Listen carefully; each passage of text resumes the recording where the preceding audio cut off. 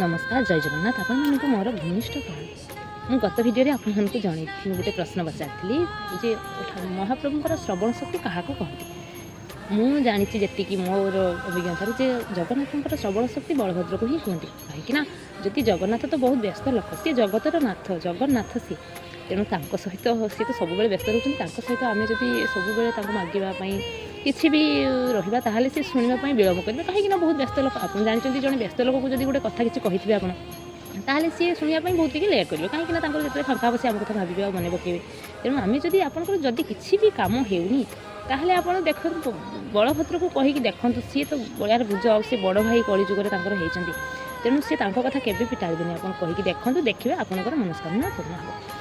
हम मुझे कथा भी आम जगन्नाथ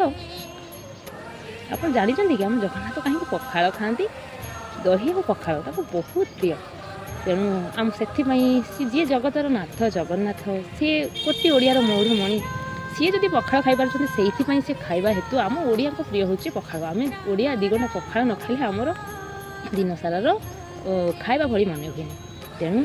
आपन जदि मो कथा को शुणापी भल लगुच कि खराब लगुच आप कमेंट माध्यम निश्चित जनातु मु अधमटी मोर शक्ति नहीं महाप्रभु विषय में किसी वर्णना करने तथापि मुझे प्रयास करुँची कहीं चाहूँगी किसी कथा हाँ समस्त सहित किसी कथा हेल्ले से मोर भी किसी अभिज्ञता हम आपण मानकर अभिज्ञता मत कमेंट माध्यम जनातु आउ बाकी भल लगुले आप लाइक करूँ शेयर करूँ कमेंट करूँ भूल थे क्षमा करूँ आप जानते कि काली हूँ एकादशी से एकादशी नाम कौन जदि आप जानते हैं मत निहाती कमेंट माध्यम जनइबे रही जय जगन्नाथ।